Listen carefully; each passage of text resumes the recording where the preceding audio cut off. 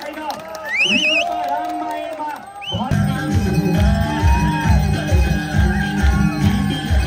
संकेत गरिसके, जनताले परिवर्तनको संकेत गरिसके, पुरानालाई लामो समय भोगी पनि सके, पुरानालाई लामो समय भोगी पनि सके। युवा जति विदेशीय बुढाबुढी घरमा, युवा जति विदेशीय बुढाबुढी घरमा, नयाँ पुस्ताले केही गर्छन् कि भन्ने आश र भरमा, नयाँ शक्तिले केही गर्छन् कि भन्ने आश र भरमा। सांसद डाक्टर स्वर्णिम वाग्लेज्यूलाई पनि म अगाडिको रोमा आसन ग्रहण गरिदिनु हुन म हार्दिक अनुरोध गर्दछु। मलाई सूचना भए अनुसार पार्टीका कार्यवाहक सभापति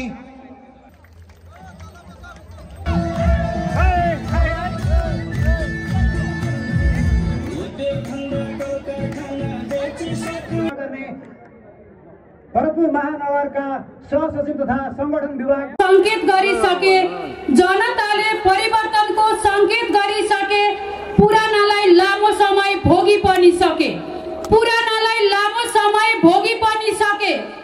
युवा जति विदेशीय बुढाबुढी घरमा, युवा जति विदेशीय बुढाबुढी घरमा, नयाँ पुस्ताले केही गर्छन् कि भन्ने आश र भरमा, नयाँ शक्तिले केही गर्छन् कि भन्ने आश र भरमा। आज यस विशाल जनसभाका सभापति महोदय, सभाध्यक्षज्यू, केन्द्रीय पार्टी उपसभापतिज्यू, केन्द्रीय पदाधिकारीज्यू, उपस्थित केन्द्रीय सदस्यज्यूहरू, सचिवालय पदाधिकारीज्यूहरू, उपस्थित केन्द्र, प्रदेश, जिल्ला, पालिका, वडा र जिम्मेवार व्यक्तित्वहरू र विशेष उपस्थिति यो चितवनका मतदाता, शुभचिन्तक, अन्य जिल्लाबाट आउने शुभचिन्तक र देशको चौथो अङ्ग जस्ताको तस्तै समाचार पुर्याउने सञ्चारकर्मीहरू र यो देशको रक्षा र जनताको रक्षा गर्ने सुरक्षा कर्मीहरू र यो चर्को घाममा रवि अन्यायमा पर्यो भनेर सधैँ आफ्नो आशीर्वाद दिनुहुने बुवा आमा, दाजुभाइ, दिदीबहिनीहरूमा म सीता गेवालीको तर्फबाट र आयोजक कमिटीको तर्फबाट र महानगर समिति परिवारबाट स्वागतम, न्यानो नमस्कार स्वीकार्नुहोस्। तपाईहरूको व्यस्त समयलाई थाँती राखेर यो चर्को घाममा परवाह नगरी उपस्थिति हुनुभएको सम्पूर्णलाई हृदयदेखि आभार व्यक्त गर्न चाहन्छु।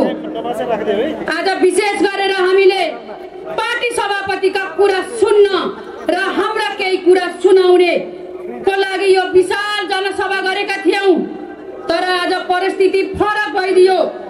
पार्टी सभापति कानुनी लडाईँमा गएको कुरा हामी सबैलाई जानकारी छौं। आज यो भेला मार्फत चितवनवासीलाई चित्त दुखेको कुरा अवगत गराउन चाहन्छु। चितवनलाई देश विदेशबाट सचेत जिल्ला, परिवर्तनको पाइला, ऐतिहासिक तपोभूमि र सही र गलत छुट्याउन सक्ने नागरिक बस्ने ठाउँ भनेर चिनिरहेका छन्। तर यो सत्ता चलाउने सत्ताधारीहरूले चितवनका जनतालाई अपमान गरेको छ, मतदातालाई अनादर गरेको छ। त्यसको हिसाब किताब त चितवनको जनताले प्रहरीले नभेट्ने डायरीमा लेखेर राखेका छन्। राज्यलाई लाग्यो होला एउटा व्यक्तिलाई सकाएर यो महाअभियान सकिन्छ भनेर, परिणाम उल्टा भइरहेको छ। सारा देशभक्त नागरिक रविलाई राज्यले अन्याय गर्यो भनेर एक दिक्का भइसकेका छन्। राज्य फेल भएको छ। जनताले यिनीहरूलाई शून्य नम्बर दिएका छन्। जबरजस्ती यिनीहरू क्लास चढ्ने प्रयास गरेका छन्। खबरदार, चितवन एउटा यस्तो तपोभूमि हो, यहाँबाट चितवनले एउटा इतिहास रचेको छ, फेरि पनि रच्ने छ। जस्तो सुकै आँधी बेहेरी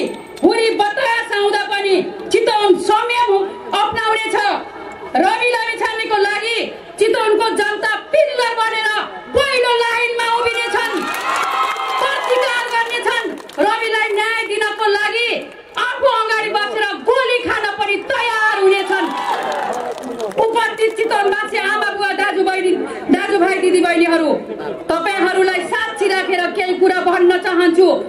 चितवनले अन्याय सहँदैन, परिवर्तन चाहन्छ भन्ने कुरा हामीले प्रमाणित गरिसकेका छौँ। तर यो देशमा सही व्यक्ति सही ठाउँमा पुर्याउने जिम्मा अब चितवनवासीको काँधमा आएको छ। त्यसैले यो देशको सम्भावनालाई तालचा लगाउने देशद्रोहीहरूलाई हामीले सत्ताच्युत गर्नु छ।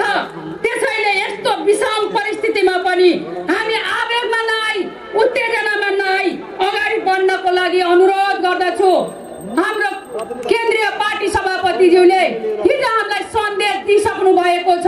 संयम भएर नआत्तिकन नहतासिकन धैर्यतालाई कायम राखेर अगाडि बढ्नु होला भन्नुभएको छ।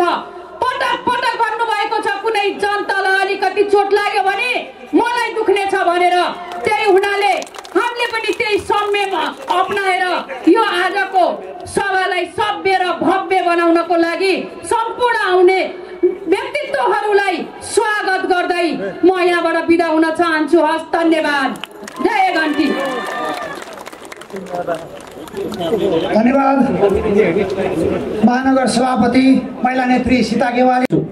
तपाईहरु सम्पूर्ण थाहै छ देश कहाँ छ, कुन कन्डिसनमा छ, के भइरहेको छ र कहाँ जाँदैछ, कुन बाटोमा हिँडिरहेको छ। यो ठुला दल, दुईटा ठुला दल भन्ने जुन पार्टी उनीहरू डराएर एउटा रवि भन्ने एउटा उहाँसँग एउटा राष्ट्रिय स्वतन्त्र पार्टी हिजो मात्रै स्टार भएको पार्टीसँग डराएर आजको प्रोग्राममा कतै केही भइहाल्छ कि हाम्रो दुईटा यो ठुलो पार्टीलाई कतै केही भइहाल्छ कि ती ठुलो पार्टी मध्येमा पनि एक दुईजना मान्छेलाई जसले त पार्टीलाई लिड गरिरहेको छ, जो मान्छेले ती पार्टीलाई त्यो मान्छेलाई विश्वास गरेर पछि ल्याइरहेछन्, ती मान्छेको 2-3जना मान्छेले गरेको डिसिजनमा भएको यो निर्णय थियो। र यो पनि हामीलाई बुझ्न आवश्यक छ। नेपालमा अहिले तपाईँ हामीले यो बुझ्नु पर्ने अति आवश्यक छ। पुलिस प्रशासनलाई पनि म यो अहिले मिडियाबाट भन्न चाहन्छु, उहाँहरूलाई पनि यदि पीडा छ, यदि दुःख छ, उहाँलाई यो चाहना छैन राष्ट्रिय स्वतन्त्र पार्टी यो देशको परिवर्तनको लागि हिँडेको पार्टी हो, परिवर्तन गर्छ यही एउटा पार्टीले परिवर्तन गर्छ भन्ने सम्पूर्ण महानुभावहरूलाई, सम्पूर्ण देशप्रेमीलाई यो कुरा थाहै छ। हुँदा पनि राष्ट्रिय स्वतन्त्र पार्टीले गरिरहेको काममा कहिले काहीँ बाधा दिनुपर्ने यो दुईटा ठुला पार्टीले अगाएको काम नचाही पनि गर्नु परिरहेको छ। पुलिस प्रशासनलाई यो कुरा चित्त बुझेको छैन। उहाँहरूलाई जुन अहिले देशमा भइरहेको छ तर के गर्ने बाध्यता छ। त्यसले गर्दाखेरि देश परिवर्तनका लागि अब एकजुट भएर हामी अगाडि बढ्यौँ भने यो देशमा परिवर्तन आउँछ।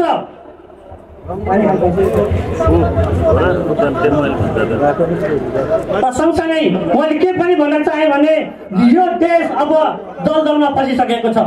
साथी हो, यति आवश्यक छ देश प्रेमी नेपाल जोगाउनु छ भने अब एकजुट हुनुपर्छ। पुलिस प्रशासन किन नहोस्, पत्रकार मित्र किन नहोस्, कुनै पनि व्यक्तिहरू सबै नेपाललाई अब जोगाउनका लागि हामी अगाडि बढ्नुपर्छ।